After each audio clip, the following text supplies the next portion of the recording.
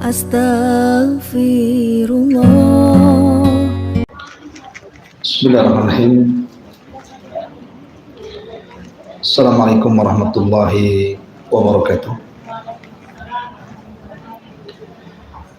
Alhamdulillah wassalatu wassalamu ala Rasulillah wa ala alihi wa sahbihi wa mawalah wa la hawla wa la quwata illa billahi wa ba'd. Baik, kita lanjutkan kajian kita masih membahas kitab Bulughul Maram dan kita masuk pada hadis dari Abdullah ibnu Umar radhiyallahu anhu. An Abdullah ibni Umar radhiyallahu anhuma qala qala Rasulullah sallallahu alaihi wasallam rahimallahu imra'an shalla arba'an qabla al-'asri.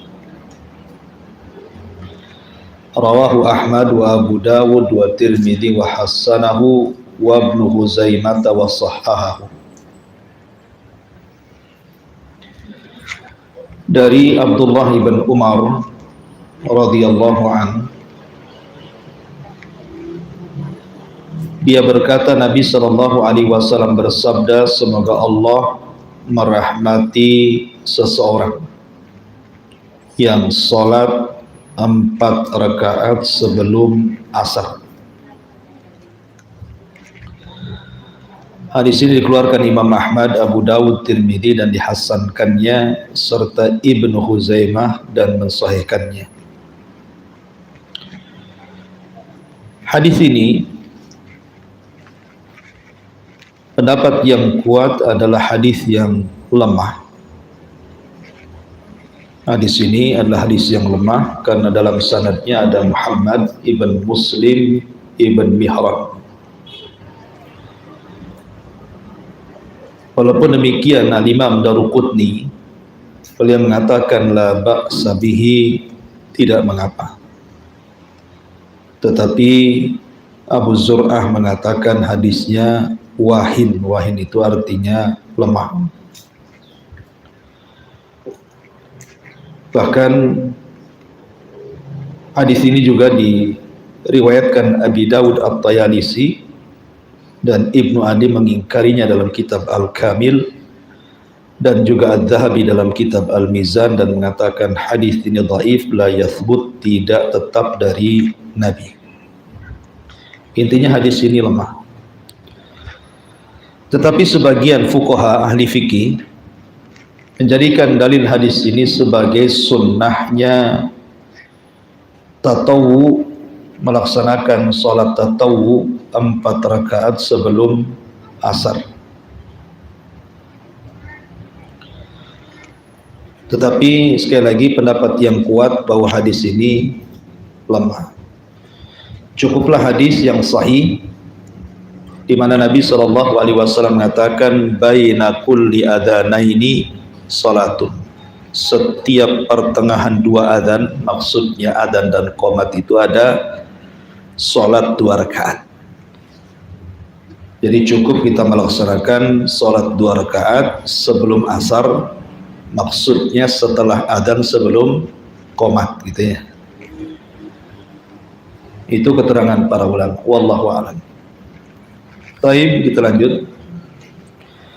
An Abdullah ibn Mughaffal al-Muzani radhiyallahu anhu qala qala Rasulullah sallallahu alaihi wasallam sallu qabla al-maghrib thumma qala fi thalithati liman syaa.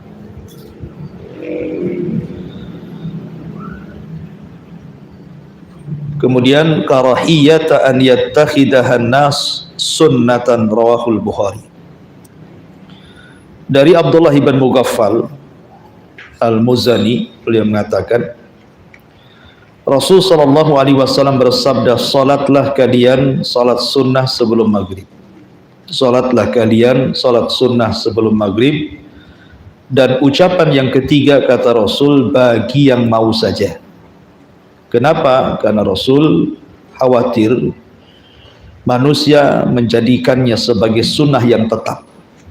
Jadi ada kalimat bagi yang mau, dan hadis ini dikeluarkan Imam Bukhari. Dalam riwayat Ibnu Hibban, anna Nabiy sallallahu alaihi wasallam shalla qabla al-maghribi rak'atain. Nabi salat sebelum maghrib 2 rakaat. Kemudian juga riwayat Muslim dari Anas, kunna nusalli rak'ataini ba'da ghurubi syamsi wa kana an-nabiyyu sallallahu alaihi wasallam yarana falam ya'murna wa lam yanhana. Kata Anas bin Malik radhiyallahu an, kami dulu salat 2 rakaat sebelum terbenam matahari. Maksudnya setelah azan sebelum qomat gitu ya. Nabi melihat kita, tapi Nabi tidak menganjur dan tidak melarang. Nabi membiarkan gitu ya. Maka dari 3 riwayat ini, kata para ulama, bahwa sahabat Nabi sallallahu alaihi wasallam itu kanu yabtadiruna as-siwara yusalluna hatain rak'ataini. Mereka setelah azan maghrib segera mendekati tiang, kemudian mereka langsung melaksanakan sholat 2 rakaat. Dan Uqbah bin Amir, seorang sahabat, sampai mengatakan, inna kunna naf'aluhu ala ahdi Rasulillah sallallahu alaihi wasallam. Kami melakukan hal itu di masa Rasul sallallahu alaihi wasallam masih hidup. Dari sini maka hukum salat 2 rakaat sebelum maghrib itu hukumnya sunnah, tetapi bukan rawatib. Ya, dia sunnah saja, dia tidak termasuk salat rawatib yang disebut dengan qobliyah atau ba'diyah. Karena dalam hadis Bukhari tadi, liman sya'a, bagi yang mau mengerjakan saja. Jadi masuknya kepada salat nafilah, bukan salat rawatib. Apalagi ada sebagian ulama memakruhkan, justru makruh salat 2 rakaat sebelum maghrib, di antaranya Imam Malik dan Imam Syafi'i. Imam Malik dan Imam Syafi'i mengatakan makruh, tidak perlu salat sebelum maghrib itu. Yang mengatakan sunnah itu pendapat Imam Ahmad dan juga Ishaq, dan itu pendapat yang kuat berdasarkan hadis Bukhari tadi. Taib, ini salat sunnah sebelum maghrib. Kemudian hadis selanjutnya, an Aisyah radhiyallahu anha qalat, kana an-nabiy sallallahu alaihi wasallam yukhaffifu rak'ataini allataini qabla salati subhi hatta inni aqul aqra'a bi ummil kitab, muttafaqun alaih. Dari Aisyah radhiyallahu anha, beliau berkata, Nabi sallallahu alaihi wasallam meringankan salat 2 rakaat sebelum salat subuh, sampai kami atau aku, kata Aisyah, menyangka bahwa apakah Nabi hanya membaca Fatihah saja, karena saking cepatnya salatnya gitu kan. Kayaknya Nabi membaca Fatihah langsung ruku, seolah-olah seperti itu. Lah dari sini sudah saya terangkan bahwa 2 rakaat fajar itu dilakukan dengan rakaat yang ringan, karena di waktu itu bukan tempat memanjangkan salat atau memperbanyak salat sunnah. Karena inti salat itu adalah salat subuh. Salat 2 rakaat fajar itu hanya muqaddimah, supaya ketika salat subuh kita semangat. Karena sudah ada gerakan-gerakan, makanya tidak disunnahkan kecuali 2 rakaat saja sebelum subuh atau salat sunnah fajar itu jangan panjang-panjang. Dikhawatirkan kalau panjang-panjang nanti masuk ke salat wajib, salat subuh, kita sudah kecapean, sehingga kita mendahulukan yang sunnah daripada yang wajib. Dan ini salah. Harusnya yang wajib didahulukan dibandingkan yang sunnah. Makanya kata para ulama, istadalla ahlul ilmi bihadzal hadithi ala istihbabi takhfifi rak'atai al-fajri hatta annal imam atau innal imam Malikan qala ama ana fala azidu ala ummil Quran. Jadi para ulama menyunahkan meringankan 2 rakaat fajar, sampai Imam Malik mengatakan, adapun saya tidak pernah menambah kecuali Al-Fatihah saja. Bahkan Imam Malik tidak baca surat dia. Kalau 2 rakaat fajar itu Imam Malik Fatihah dua-duanya, nggak ada surat, langsung ruku langsung sujud gitu ya. Itu perbuatan Imam Malik karena ingin mencontoh ringannya sholat itu. Saking pendeknya sholat itu sampai Imam Malik mencukupkan membaca Fatihah saja. Walaupun demikian ada juga ulama yang membolehkan memanjangkan sedikit seperti Hasan Al-Basri, Atha, beliau mengatakan la ba'sa bitatwilihima, tidak mengapa memanjangkan sedikit gitu ya. Tetapi Al-Imam Ibnul Munzir beliau mengatakan ammal iqtisar ala qiraati ummil kitab fala uhassinuhu wala i'adata ala man fa'ala dhalik wa uhibbu an yaqra'a fihi bima rawaina anna an-nabiyya sallallahu alaihi wasallam yaqra' bihi wa yukhaffifuhuma ahabbu ilayya littiba'is sunnah. Tapi Imam Abdul Munzir beliau memberikan komentar bahwa mencukupkan membaca Al-Fatihah itu aku tidak anjurkan. Tetapi bagi yang melakukannya tidak perlu diulang sholatnya.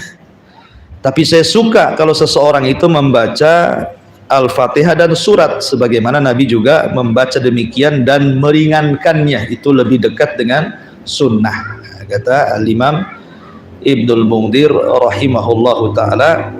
Dan itulah pendapat mayoritas para ulama, hendaklah membaca Fatihah dengan sedikit dari Al-Quran dan meringankan bacaannya. Jadi jangan sampai kemudian tidak sama sekali membaca surat, walaupun ada ulama yang melakukannya, saya katakan seperti Imam Malik tadi, ya kan? Taib. Dan pembahasan salat fajar sudah panjang lebar kemarin kita jelaskan. Ini hanya pengulangan saja. Kemudian juga an Abi Hurairah radhiyallahu anhu anna Nabiy sallallahu alaihi wasallam qara'a fi raq'atay al-fajri qul ya ayyuhal kafirun wa qul huwallahu ahad, rawahu Muslim. Dari Abi Hurairah radhiyallahu anhu, Nabi sallallahu alaihi wasallam membaca pada 2 rakaat fajar itu dengan qul ya ayyuhal kafirun pada rakaat pertama dan qul huwallahu ahad pada rakaat kedua. Dan ini surat yang disunnahkan dibaca. Karena qul ya ayyuhal kafirun dengan qul huwallahu itu makna isinya kurang lebih. Makanya dua surat itu disebut suratul Ikhlas. Ya, kalau disebut surah Al-Ikhlas itu berarti 2 surat. Pertama qul huwallahu ahad itu disebut suratul Ikhlas. Kemudian yang kedua qul ya ayyuhal kafirun juga disebut suratul Ikhlas gitu ya. Karena dua-duanya bicara tentang ubudiyah. Ya, ubudiyah kepada Allah subhanahu wa ta'ala, dan isinya sama, membantah keyakinan ahli kitab dan juga orang-orang musyrik soal peribadatan kepada Allah subhanahu wa ta'ala. Tetapi di sana ada hadis lain di mana Nabi sallallahu alaihi wasallam terkadang membaca surah Al-Baqarah ayat 136 rakaat pertama, qulu amanna billah wa ma unzila ilaina, akhir surah Al-Baqarah 136. Kemudian rakaat yang kedua biasa membaca Ali-Imran 64, qul ya ahlal kitab ta'alau ila kalimatin sawa, ya. Ada riwayat seperti itu, membaca akhir Al-Baqarah 136, kemudian rakaat yang kedua Ali-Imran 64. Itu berdasarkan riwayat Muslim dari sahabat Abdullah bin Abbas radhiyallahu anhu. Atau terkadang membaca Al-Imran 52, amana billah wa syad bi anna muslimun. Kadang-kadang Rasul membaca itu juga. Taib. Kemudian juga menunjukkan bahwa yang dibaca Nabi SAW itu tidak panjang, ya kan, ringan kan. Qul ya ayyuhal kafirun kan sebentar aja baca, apalagi qul huwallahu, ya kan, itu sudah di luar kepala tuh, jadi cepat bacanya. Kemudian an Aisyah radhiyallahu anha qalat kana Nabi sallallahu alaihi wasallam idza shalla rak'atay al-fajr ittaja'a ala shikkil ayman shikkihil aymani rawahul Bukhari. Kata Aisyah radhiyallahu anha, Nabi SAW apabila salat 2 rakaat fajar, setelahnya sebelum menanti qomat, biasanya Rasul merebahkan badannya ke arah lambung sebelah kanan. Hadis ini dikeluarkan Imam Bukhari. Kemudian yang sama juga dari Abi Hurairah radhiyallahu anhu, dia mengatakan Rasul bersabda, "Idza shalla ahadukum rak'ataini qabla salati subhi falyattaji' ala jambihil ayman." Apabila salah seorang di antara kalian salat 2 rakaat sebelum subuh, maka merebahlah badan kalian di atas lambung sebelah kanan. Dari sini sering saya jelaskan ke ibu-ibu bahwa inilah waktu kedua Nabi SAW tidur. Ya, jadi ini disunnahkan bagi yang malamnya salat malam. Ya, karena apabila Nabi SAW mendengar suara adzan pertama dikumandangkan Bilal, adzan kedua dikumandangkan Abdullah ibn Umi Maktum, atau terkadang dibalik. Kadang Abdullah ibn Umi Maktum adzan pertama, kadang Bilal adzan kedua. Tapi kebanyakan Bilal itu adzan pertama. Berdasarkan hadis Rasul, apabila kalian mendengar adzan Bilal, makan minum sampai kalian mendengar adzannya Ibnu Umi Maktum. Maksudnya makan minum di sini silahkan sahur. Ya, masih ada kesempatan untuk sahur kalau masih mendengar adzannya Bilal. Karena adzan Bilal adzan pertama. Dan dari adzan pertama ke adzan kedua itu tidak lama, ya hanya sekitar 20 sampai 30 menit saja. Karena itu kan tujuannya adzan pertama itu membangunkan orang sholat subuh.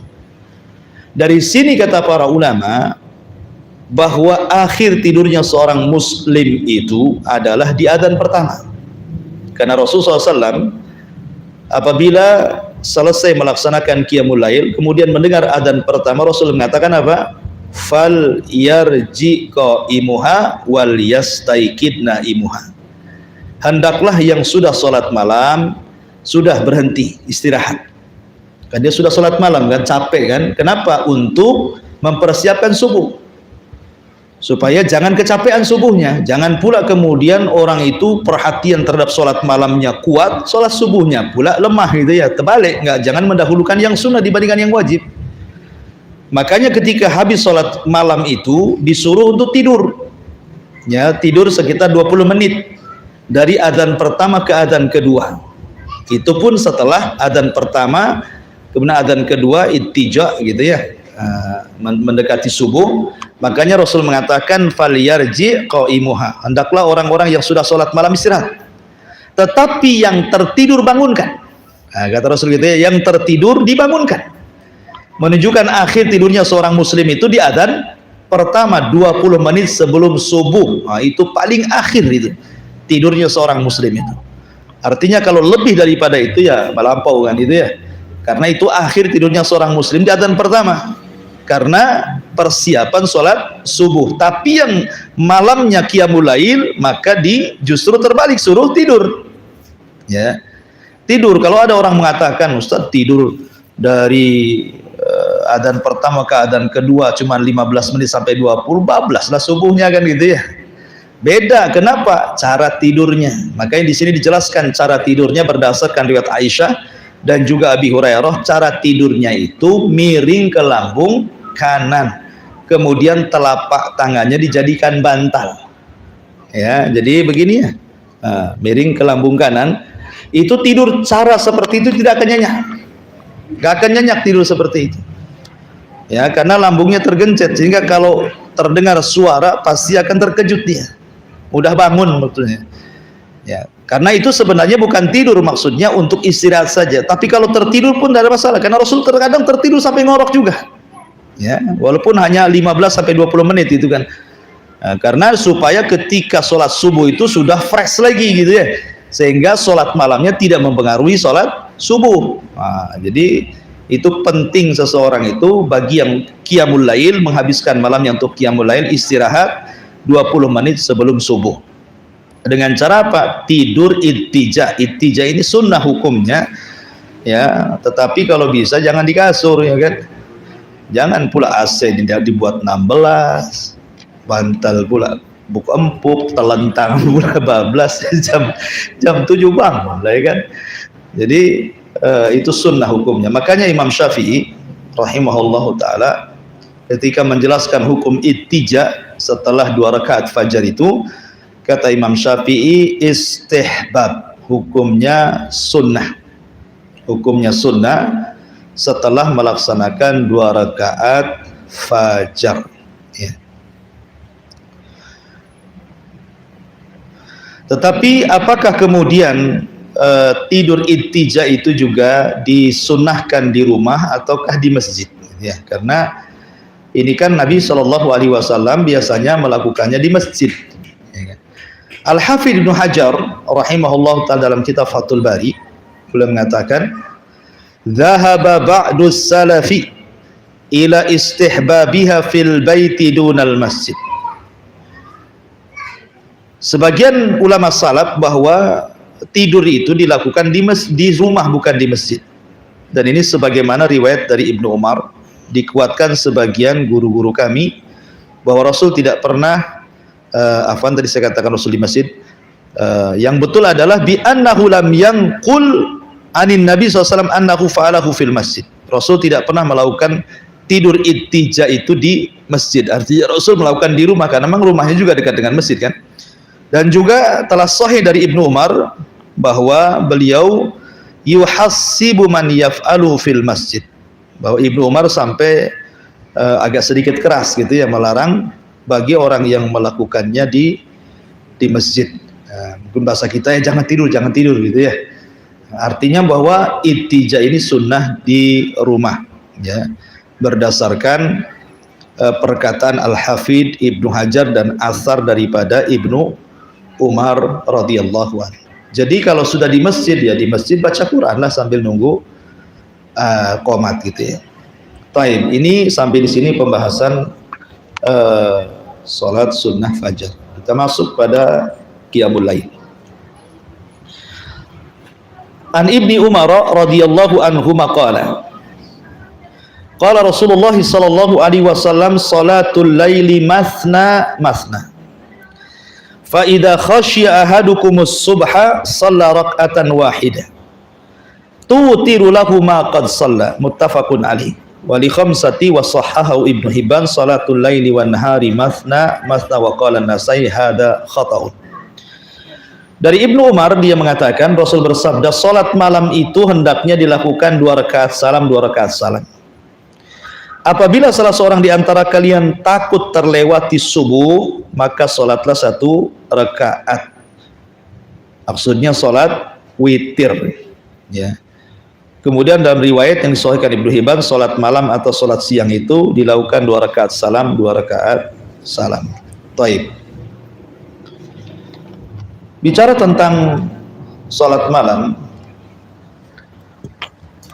pertama, keutamaan malam dibandingkan siang. Mana yang lebih utama, waktu malam atau siang?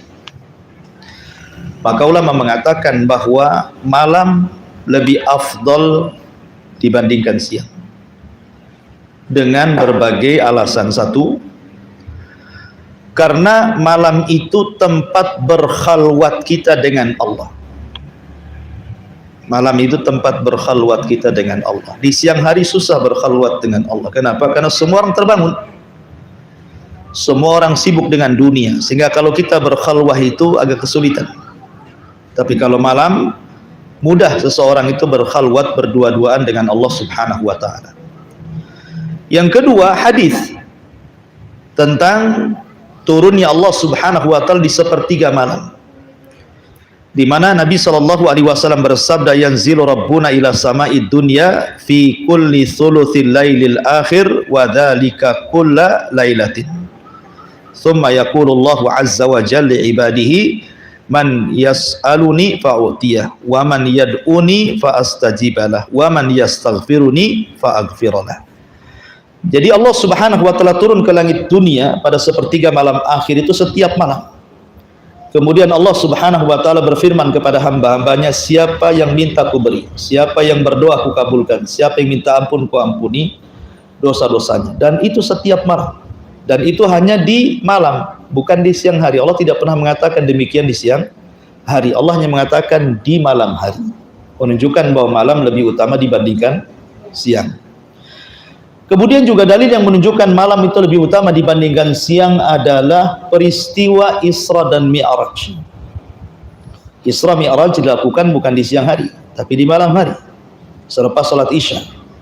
Nabi SAW kemudian diperjalankan dari Masjidil Haram ke Masjidil Aqsa yang disebut dengan Isra. Kemudian dari Masjidil Aqsa ke Sidratil Muntaha yang disebut dengan Mi'raj. Dan malam itu pula Rasul turun dan kembali ke Haram. Menunjukkan bahwa peristiwa itu terjadi di malam hari.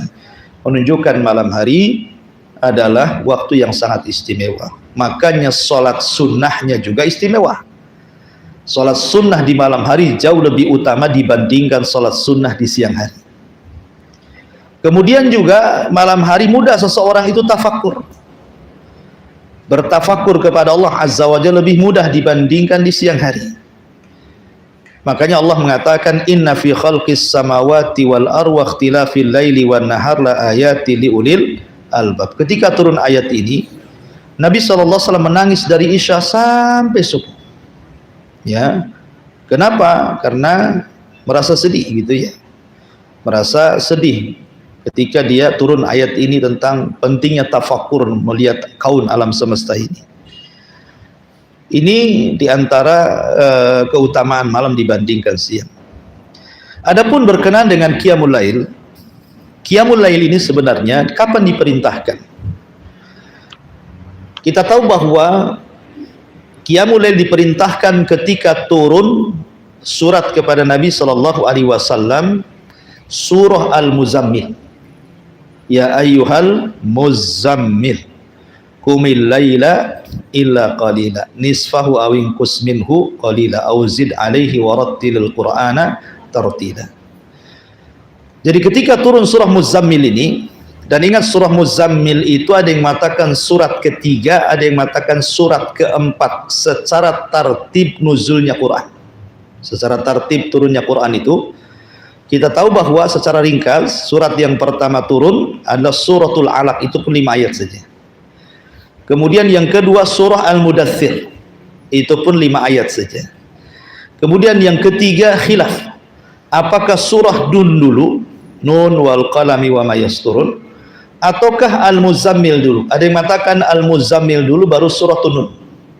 Artinya di antara dua ini, imma surah Muzammil itu surah keempat setelah Nun, imma surah Muzammil itu surah ketiga baru setelah itu turun surah Nun.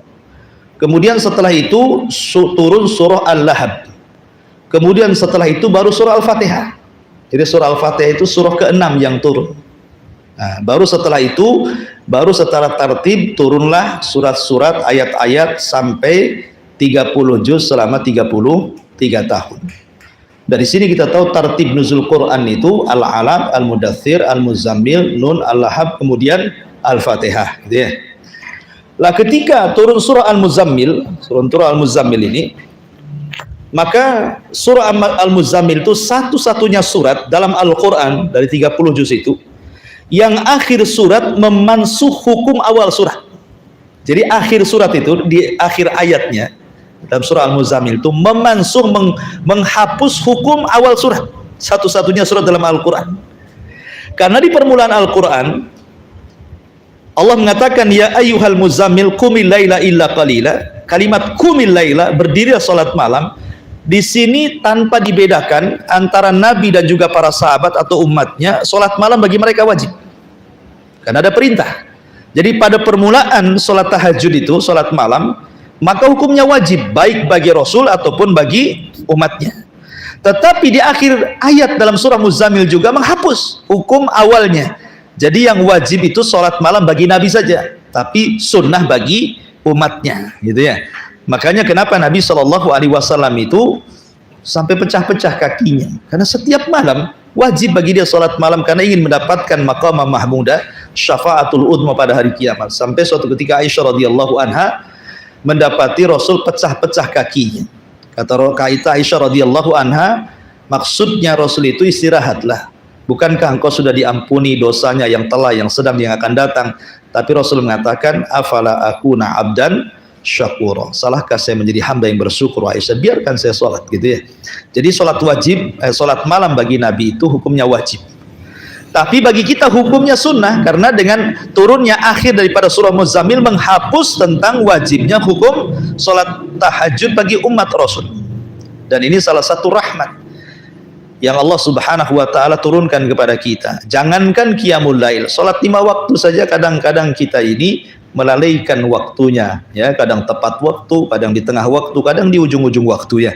5 waktu saja kita sudah kerepotan untuk tepat waktu, apalagi ditambah qiyamul lail, gitu ya, maka lebih susah lagi. Maka ini salah satu rahmat. Hukumnya dari wajib menjadi sunnah, artinya yang mengerjakan dapat pahala, yang meninggalkan pun tidak berdosa. Rahmat mana lagi yang Allah Subhanahu wa ta'ala anugerahkan kepada kita. Baik, sedikit bicara tentang qiyamul lail. Pertama kita akan membahas tentang hal-hal yang bisa membantu. Kadang-kadang orang berpikir susah kali saya ini bangun malam untuk melaksanakan qiyamul lail, ya. Adakah di sana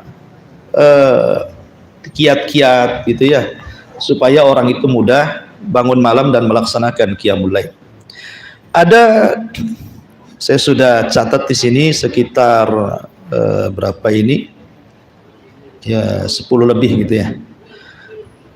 Pertama, al-ikhlasu lillahi azza wa jalla.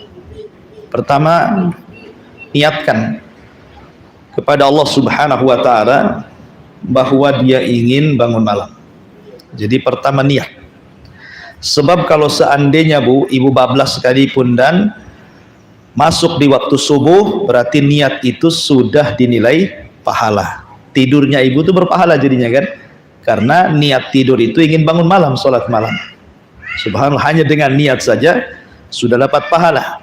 Wa inna likulli imri'in ma nawa. Ini yang pertama. Karena bagaimanapun salahul amali bisalahil qalbi. Kata ulama, baiknya amalan seseorang itu diakibatkan karena baiknya hati seseorang. Kalau hatinya baik, memang ingin sholat malam, pasti Allah akan perbaiki tidurnya, maka dia akan dibangunkan walaupun tanpa menghidupkan alarm. Kemudian yang kedua, an yastashira murida qiyamil laili annallaha yad'uhu lil qiyam. Merasa bahwa dia terpanggil dengan perintah Allah, bahwa dia harus bangun, ya, ini undangan Allah. Secara logika begini Bu ya, kalau seandainya seseorang ibu ditelepon nih sama Pak Wali Kota, ya kan, suami ibu lah yang ditelepon sama Pak Wali Kota. Pak Wali Kota datang dari Jakarta, datangnya itu jam 3 malam, ya, tolonglah jemput saya. Kira-kira ibu jemput nggak? Jemput, nggak mungkin jam 3 bangun jam 3, pasti jam 2 ibu udah bangun kan.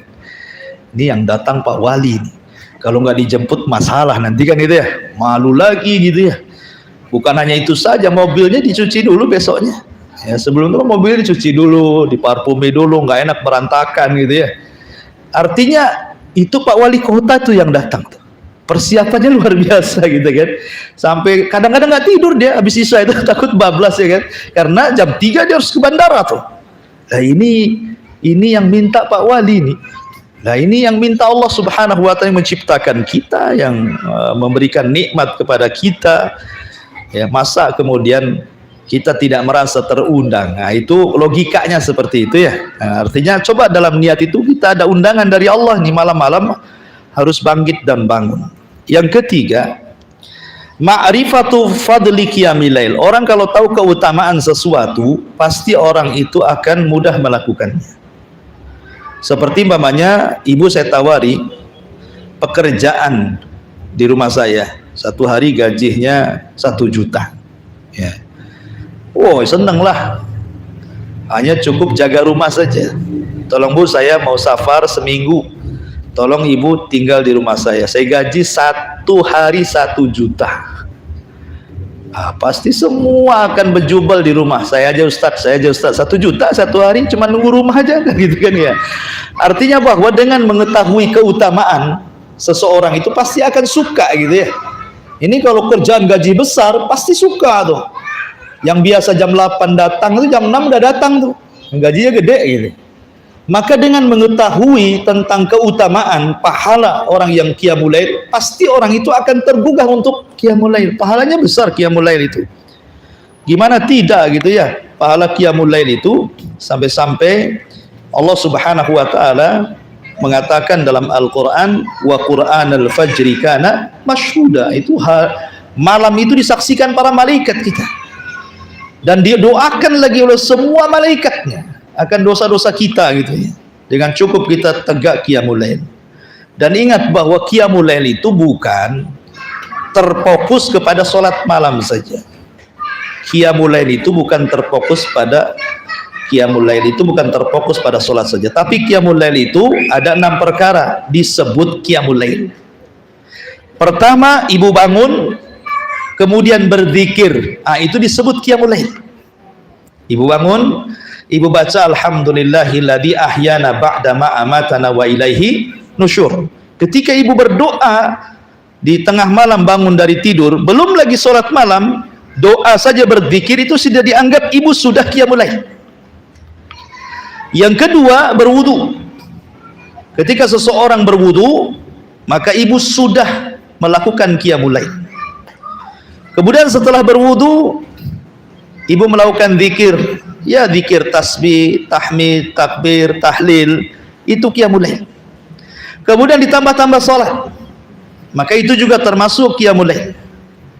Kemudian yang kelima, berdoa, maka itu termasuk qiyamul lail. Yang keenam, istighfar, perbanyak istighfar, itu juga qiyamul lail. Jadi 6 perkara ini disebut qiyamul lail. Walaupun ibu tidak salat malam, tapi ibu banyak istighfar, ibu sudah qiyamul lail. Gitu loh. Walaupun hanya berwudu, itu sudah qiyamul lail. Walaupun umpamanya ini terbangun, tahu-tahu pengen kencing malas sholat malam gitu ya, wudu saja, habis itu tidur lagi, itu sudah qiyamul lail itu. Walaupun tentu ya pahala akan berbeda-beda. Orang yang memborong semuanya tentu pahalanya lebih banyak kan gitu ya. Orang yang berzikir, kemudian berdoa, kemudian membaca doa sebelum tidur, kemudian wudu, kemudian sholat, istighfar, tentu akan lebih banyak pahalanya. Tetapi cukup mamanya malas sholat malam, ibu baca Quran saja, itu sudah qiyamul lail. Jadi qiyamul lail itu artinya menghidupkan malam. Itu qiyamul lail itu. Dengan ibadah kepada Allah, dan ibadah itu kan mencakup istighfar, baca Quran, berzikir, sholat, berwudu, itu semua ibadah.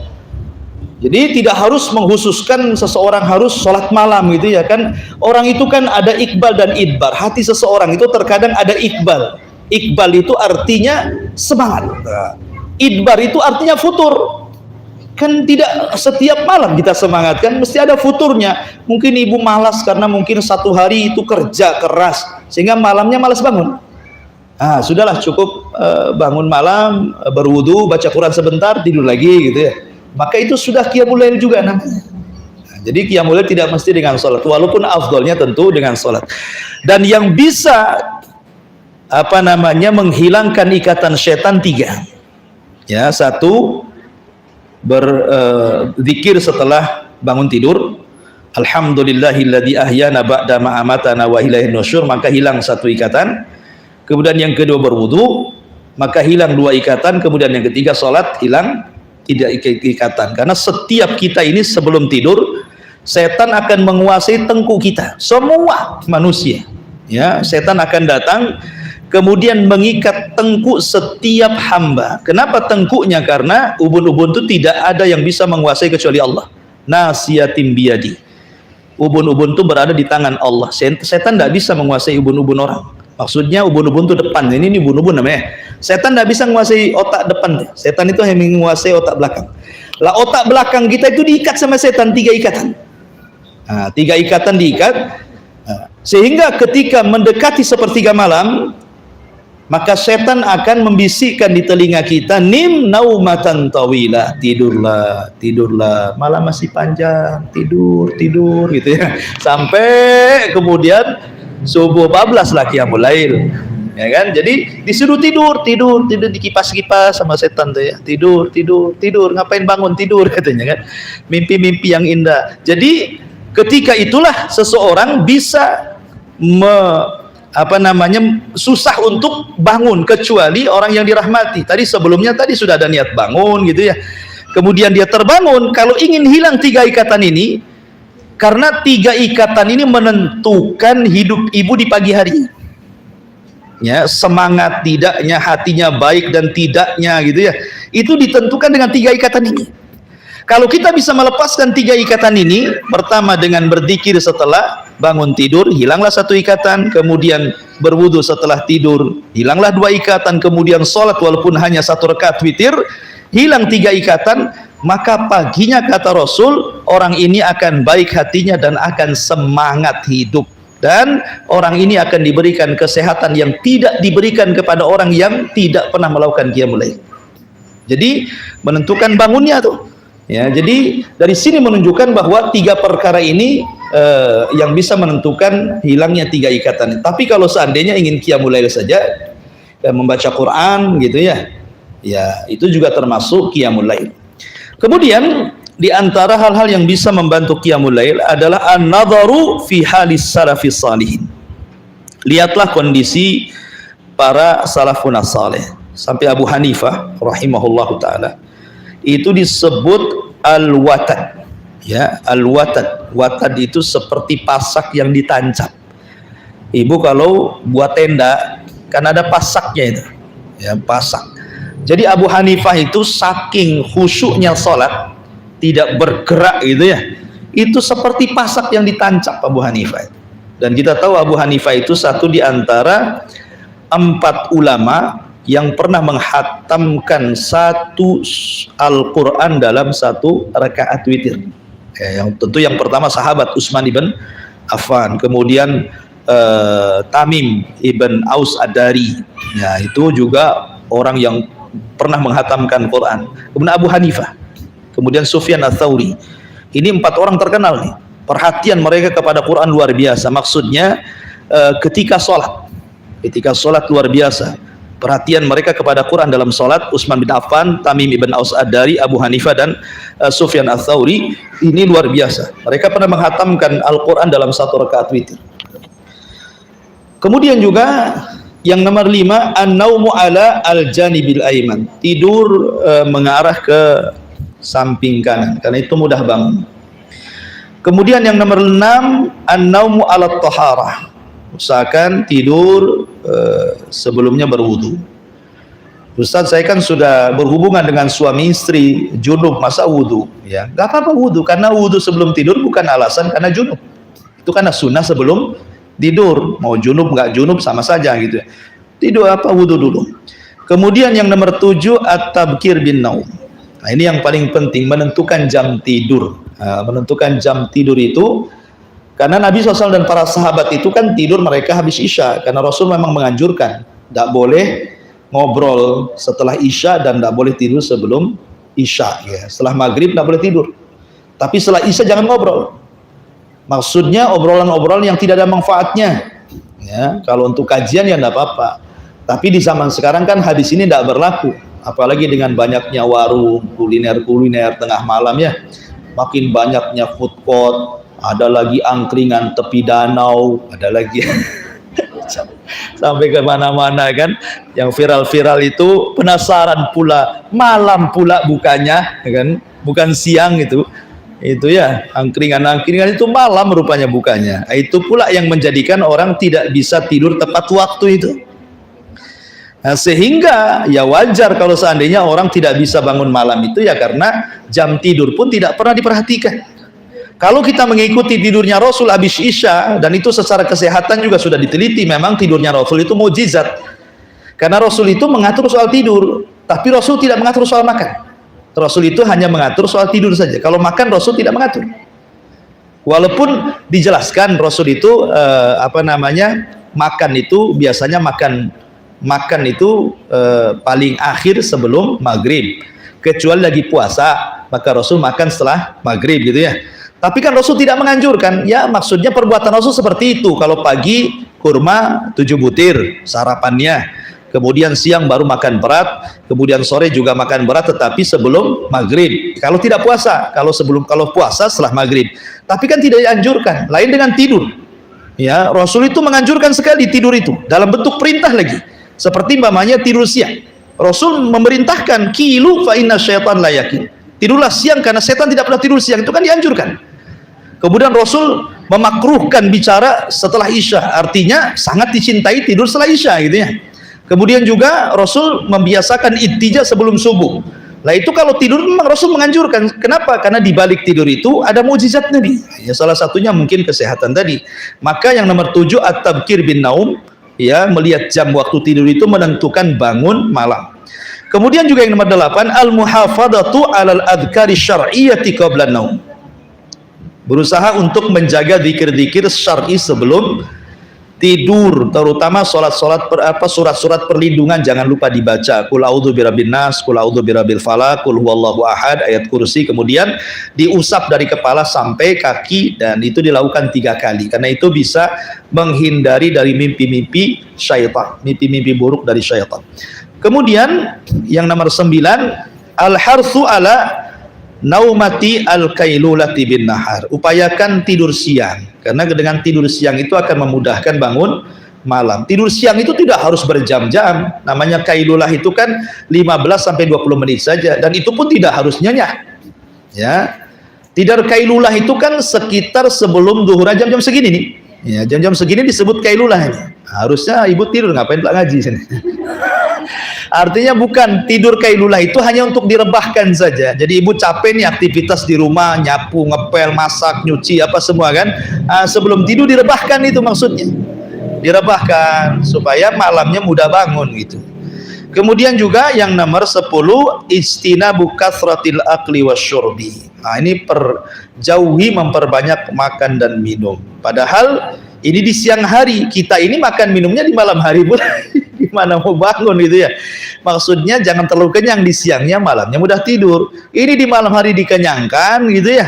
Makanya siangnya yang tidak tidur, malamnya nyenyak tidur gitu. Nah, kemudian juga yang nomor 11 mujahadatun nafsi anil qiyam. Ya, berusaha untuk sungguh-sungguh bangun walaupun ya ada upaya lah. Sekarang kan enak punya ada alarm yang bunyinya kencang sekali, beli. Kalau memang dengan itu kita bisa bangun. Ya, karena wasilah yang mubah itu jadi ibadah kalau digunakan untuk ibadah. Ibu beli alarm itu kan mubah saja, tapi kalau untuk membangunkan qiyamul lail jadi sunnah tuh. Jadi berpahala gitu, perkara mubah jadi pahala karena untuk sebuah pahala. Kemudian juga istinabudz dzunubi wal ma'asi. Upayakan jauhi dosa dan maksiat di siang hari karena itu yang melemahkan di malam hari untuk bangun malam. Ya.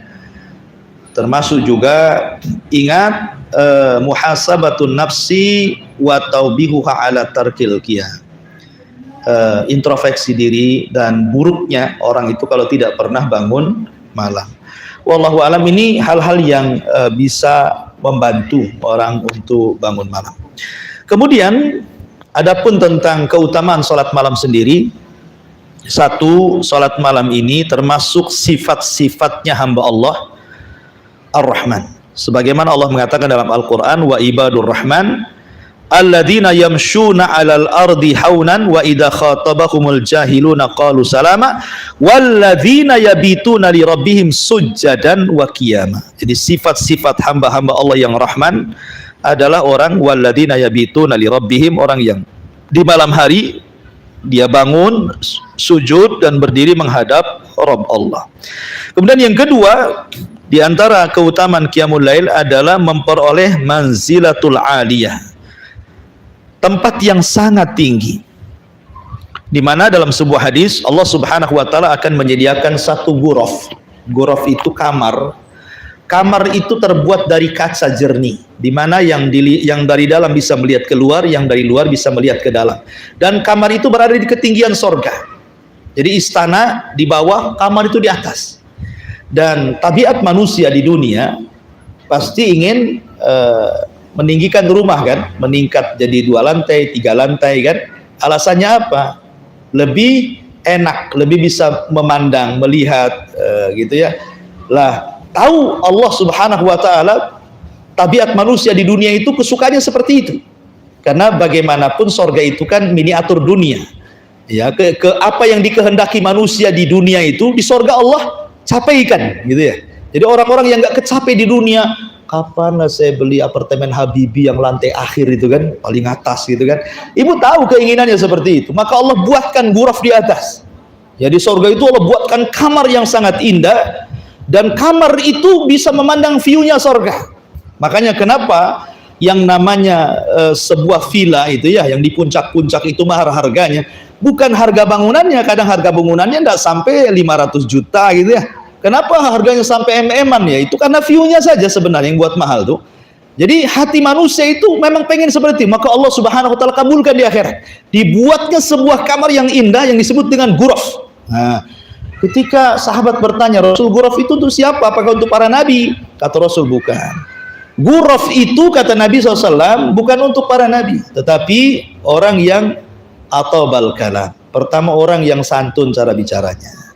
Wa ada masyam, orang yang suka berpuasa sunnah.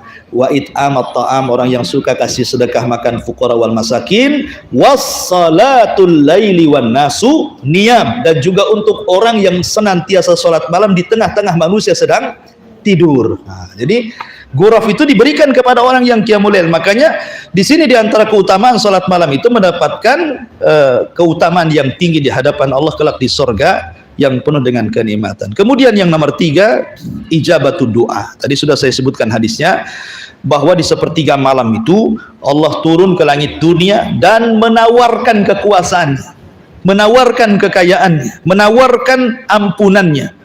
Tidak ada malik, raja dunia sekaya apapun, sebutkan raja mana, sejak zaman dulu sampai hari ini, pemimpin negara, raja gitu ya, yang menawarkan kekayaannya diberikan majanan cuma-cuma kepada rakyatnya. Nggak ada ceritanya tuh.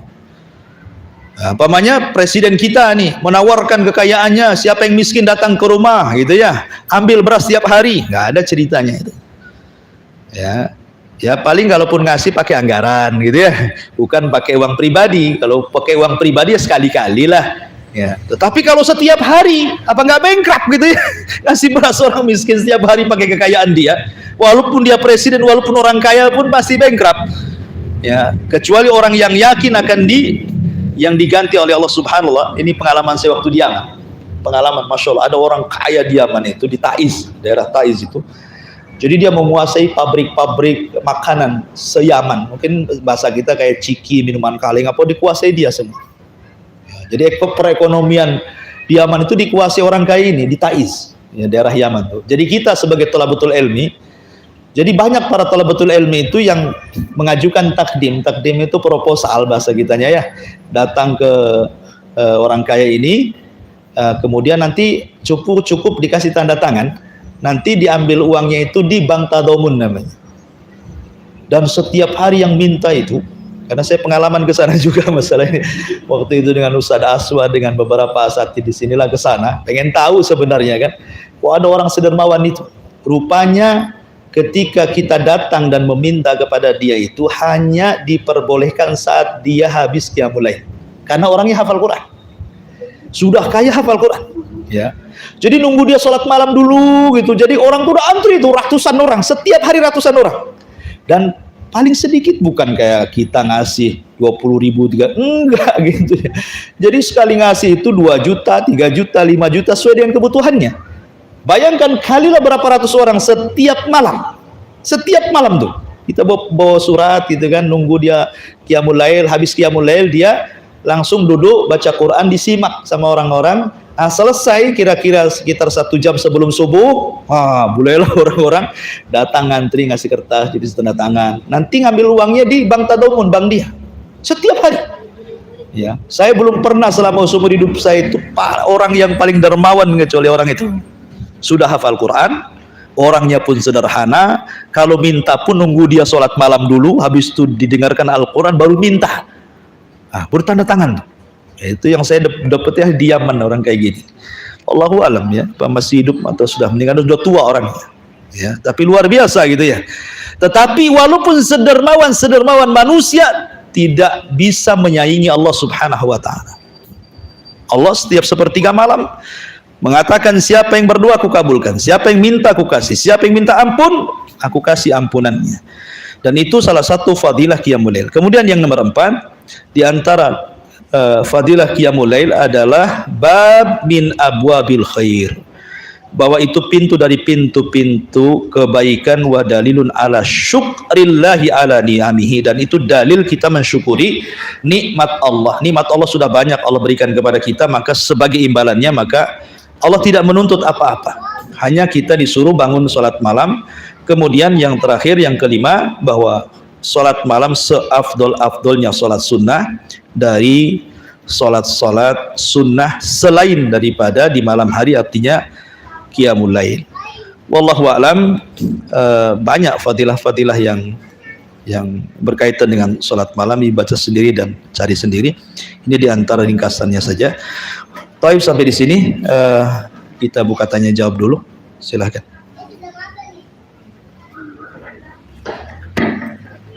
Assalamualaikum Ustaz. Waalaikumsalam. Ustaz mau tanya, tadi kan surat Al-Muzammil di akhir itu untuk ayat yang terakhirnya itu memansuhkan ayat yang sebelumnya.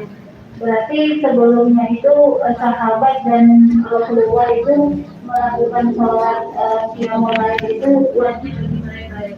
Iya. Jadi sholat malam itu di permulaan itu wajib hukumnya. Jadi tidak sahabat, tidak Rasul, mereka melaksanakan qiyamul lail.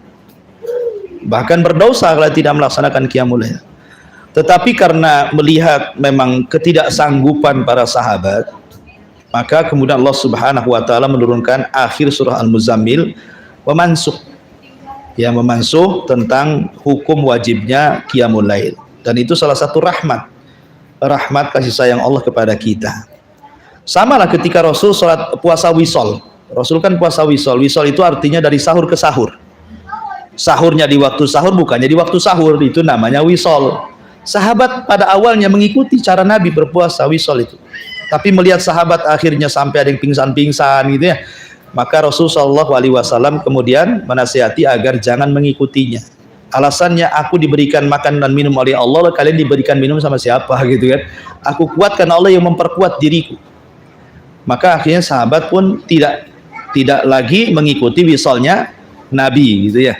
Jadi ada perkara-perkara yang tadinya berlaku kepada para sahabat, tapi Allah tidak akan membebani sebuah syariat kecuali sesuatu yang mampu dilakukan hambanya. Salah satunya qiyamul lail. Ya, jangankan itu sholat 5 waktu saja, Musa alaihi salatu wassalam sudah memprediksi umatmu tidak akan sanggup. Kan Musa mengatakan seperti itu. Ketika syariat sholat 5 waktu, kata Rasul, Allah mensyariatkan bagi umatku sholat 5 waktu. Kata Musa, naik lagi. Umatku tidak akan mampu. Tetapi alasan Rasul, fastahyaitu rabbi, aku sudah malu. Udahlah, nggak apa-apa, 5 waktu saja itu sama dengan 50 waktu. Artinya perkataan Musa menjadi sebuah kenyataan kan. Umat Islam banyak yang nggak mampu kecuali orang yang dirahmati. Makanya kenapa Allah mengatakan, wa innaha lakabiratun illa alal khashiin. Salat 5 waktu itu berat kecuali bagi yang khusyuk gitu ya, ringan bagi mereka. Tapi Allah mengatakan wa innaha lakabirah, asalnya berat salat itu. Kecuali orang-orang yang khusyuk maka ringan bagi mereka. Intinya bahwa salat malam itu wajib di awal, kemudian menjadi sunnah di akhir, tetapi bagi umatnya Rasul tetap wajib. Ya, wallahu a'lam.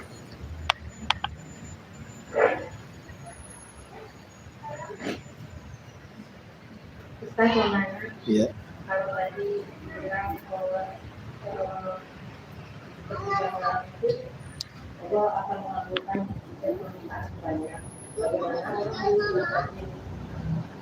orang yang nanti dia masuk dirinya apa yang dia minta dikabulkan. Ya, alhamdulillah. Ada orang yang merasa berdoa tetapi tidak pernah dikabulkan. Boleh jadi doa itu kan semacam senjata. Kata Imam Ibnul Qayyim, doa itu semacam senjata. Senjata itu terkadang dia tajam, tetapi yang memainkannya tidak pandai. Maka percuma. Orang tidak pandai mana, ya meleset-meleset terus. walaupun panahnya yang bagus, busurnya yang bagus. Ya. Ataupun mungkin orang yang memanah nih handal hebat, tapi busurnya dari tusuk gigi, ya kan? Gimana mau dimainkan gitu kan? Artinya doa itu dari dua arah. Ya, dari dua arah, maksudnya senjatanya tajam, yang memainkan pun handal. Baru akan kena tuh sabetannya. Maka orang yang berdoanya pun harus baik, menghindari makanan yang haram salah satunya kan, kemudian tidak berdoa perbuatan dosa, memutus silaturahim, termasuk harus berhusnudzon, kuat yakin dengan Allah akan mengabulkan, karena ada orang berdoa tidak yakin ya. Kemudian juga diantaranya jangan tergesa-gesa dengan mengatakan da'autu falam yastajibli, aku sudah terus berdoa kok nggak dikabulkan. Justru nggak dikabulkan kalau dia ngomong begitu gitu ya. Jadi itu syarat-syarat terus. Kemudian doanya, doa dan waktu-waktunya itu juga diperlukan. Doanya yang baik, waktunya pun waktu baik, sehingga antara orang dan senjatanya itu klop gitu ya, baru Allah kabulkan. Tetapi ingat, semua doa itu pasti Allah kabulkan. Nggak ada doa yang tidak Allah kabulkan. Cuman pengabulannya itu kan terbagi menjadi 3. Ada yang cash kontan, kita minta langsung dikabulkan. Ada yang kemudian ditangguhkan untuk mengangkat derajat dia di surga. Ada yang dikabulkan dengan cara yang lain. Allah tidak memberikan permintaan, tetapi Allah menjauhkan dari bahaya. Contoh umpamanya, dia susah, doanya, ya Allah luaskan rizki saya, tetap saja nyewa rumahnya. Bukan berarti Allah tidak mengabulkan. Boleh jadi pengabulannya nggak seperti itu, tapi pengabulannya mungkin orang ini jarang kena sakit gitu kan. Sebab kalau seandainya dia sakit kemudian permintaannya dikasih, percuma, karena nanti untuk biaya sakitnya sudah habis. Nah, gitu maksudnya, diberikan kesehatan, ketenangan, pengabulannya dengan cara yang lain. Ya, tidak mesti harus apa yang kita minta. Boleh jadi ada sesuatu yang jauh lebih baik pengabulannya dibandingkan yang kita minta. Nah, itu kadang-kadang kita suudzon saja sama Allah. Dengan diberikan kesehatan, dengan kita berdoa, kita minta uang 100 juta. Tetapi Allah Subhanahu wa ta'ala kemudian habis itu dikasihkan musibah bagi kita. Sakit, kanker, operasi lebih dari 100, habislah itu duit kan itu. Tetapi dengan diberikan kesehatan, walaupun tidak diberikan uang, itu lebih besar. Kenapa? Tidak merasakan sakit, tidak merasakan operasi, tidak merasakan tegang, tidak merasakan bingung mau mati atau nggak mati gitu kan. Artinya bahwa kenikmatan jauh lebih besar. Jadi begitu cara pengabulannya. Tapi tidak ada doa yang tidak dikabulkan. Orang kafir saja dikabulkan. Iblis lo berdoa dikabulkan. Ya Allah, tangguhkan usiaku sampai hari kiamat. Itu doa bukan? Doa. Dikabulkan tidak? Dikabulkan. Iblis lo dikabulkan. Apalagi kita bukan iblis. Ya, kalau iblis saja doa dikabulkan, bagi manusia. Ya, apalagi kita orang yang beriman, orang Islam. Tetapi ya tadi harus melihat bahwa ada hikmah-hikmah kenapa tidak lekas dikabulkan itu. Ada hikmah-hikmahnya. Kita harus mencari di sekitar kita. Wallahu a'lam. Bismillah, Assalamualaikum warahmatullahi wabarakatuh. Waalaikumsalam. Ustaz, menanggapi tentang tidur di pijak, tapi Ustaz, mana yang lebih utama setelah kita melakukan sholat fajar itu, kita beristighfar minta ampun atau kita melakukan sunat tidur di pijak itu? Lihat kondisi ibu. Ibu ini kalau sholatnya umpamanya bangun separuh malam, Rasul itu kan sifat sholatnya 2 waktu. Pertama, Rasul tidur separuh malam, kemudian dia qiyamul lail separuh malam. Atau Rasul tidurnya 2/3 malam, kemudian 1/3 malamnya beliau bangun. Dan itu disyaratkan dalam surah Muzammil, nisfahu, separuh malam Rasul tidur, separuhnya Rasul qiyamul lail. Au zid alai, atau Rasul menambah tidurnya sedikit, dari separuh menjadi 2/3. Nah, kemudian 1/3-nya bangun gitu ya.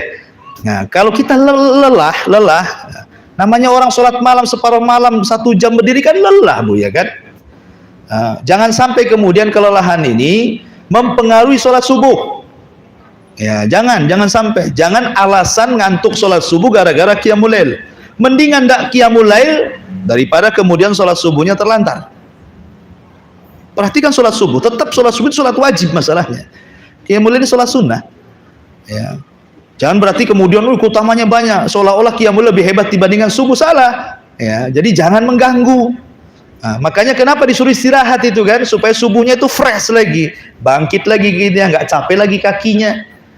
Kalau kita sudah capek berdiri, habis itu duduk lagi, pinggang kena gitu kan, sholat subuh udah doyong-doyong tuh sholatnya. Ya, kan? Akhirnya kul huwallah yang dibaca, sholat malamnya Al-Baqarah, subuhnya pula kul huwallah. Padahal Rasul tidak pernah kurang membaca dari 100 ayat sholat subuh itu. Ustaz, saya tidak hafal Al-Baqarah. Kalau saya 100 ayat saya hafalnya hanya kul ya ayyuhal kafirun kul huwallah. Ya sudah, baca semua. Rakaat pertama kul huwallah, nyambung kul a'udzu birabbin nas, nyambung kul a'udzu birabbil falaq, nyambung gitu kan, diperpanjang. Ya. Atau diulang-ulang nggak apa-apa. Ya, kalau ingin panjang gitu karena hafalan saya terbatas. Ya sudah, di mana surat yang dihafal itulah. Kul huwallah selesai, nyambung. Nah. Gimana? 100 ayat. Paling sedikit Rasul itu 100 ayat. Tetapi itu kalau kita mau mengikuti sunnah Nabi, mau diperpanjang, itu kuat kita kan, lagi semangat gitu ya. Apalagi kalau memang hafal Al-Baqarah, Ali Imran, An-Nisa, ya luar biasa gitu. Tapi kalau yang hafalnya, dan saya nggak yakin itu hafal, cuman surat-surat pendek aja lah, dari Alam Yakunil ke bawah lah kan itu ya. Alam Yakunil ke bawah, Alam Yakunil aja udah panjang tuh. Ya, kayak panjang kalau kita jadi makmum, kapan rukunya Alam Yakunil? Karena terbiasa yang pendek yang dibaca. Wallahu a'lam. Ustaz, ini ada satu pertanyaan titipan. Begini, ada yang bertanya, kan tadi disebutkan kiat-kiat bangun malam. Nah, salah satunya wudhu sebelum tidur. Nah, ada kadang-kadang beliau ini sudah berwudhu, tapi dia tetap lagi gitu, wudhu tetap lagi. Jadi bagaimana itu? Kentutan orangnya. Iya, alhamdulillah. Ya ini kayak orang beser ya, orang beser gitu kan. Wallahu alam, kalau kayak orang kencing-kencingan gitu kan, maka sebagian para ulama kan katanya menggunakan pempes gitu ya. Yang jelas jangan sampai bocor. Ya, sebab kalau bocor berarti bisa batal gitu. Seperti orang di rumah sakit pakai kateter itu kan. Selama tidak bocor, maka ketika sholat tidak ada masalah. Tapi kalau sampai bocor ya sama dengan kencing namanya. Karena memang kondisinya darurah, ad-daruratu tubihul mahdurat. Orang yang sering kentut terus gitu kan, ya. Kalau memang terjadinya terlampau dekat waktunya, tapi kan masa kentut terus 24 jam? Ada ya? Hah? Oh, pas tidur saja. Ya enggak masalah. Enggak, yang penting wudu. Lah sekarang orang yang junub. Orang junub itu kan hadas besar. Lalu apa fungsinya wudu? Wudu kan menghilangkan hadas kecil. Junub ini hadas besar lagi. Tetap aja wudu kan gitu ya. Karena intinya bukan menghilangkan hadas. Sunnah sebelum tidur. Sunnah sebelum tidur wudu itu. Ya wudu saja, dan itu sunnah hukumnya. Soal nanti kentut ya tidak ada masalah. Yang penting kan sudah wudu dia. Nah, kalau habis wudu kemudian kentut, wudu lagi kentut, kapan tidurnya? Kasih kentut wudu aja kan gitu. Nah, enggak satu kali saja. Bahkan bukan hanya itu, orang suami mau mengulang melakukan hubungan saja disunahkan wudu. Padahal kan dia sedang junub, untuk apa fungsi wudunya? Kalau secara logika wudu menghilangkan hadas kecil, sementara dia sudah junub, hubungan dengan istri itu hadas besar. Tapi memang Rasul menyuruh seperti itu sunnahnya. Kalau melakukan hubungan mau menambah 2 kali suruh wudu. Alasannya apa? Ansyat kan, supaya orang itu lebih semangat kan itu. Bukan masalah wudunya, ada hikmah yang lain di balik itu. Sama juga wudu sebelum tidur, kalaupun sudah kentut ya sudah, yang penting sudah wudu. Nah, kemudian berzikir di situ. Allahu a'lam. Ya, saya kira cukup ini sampai setengah 12.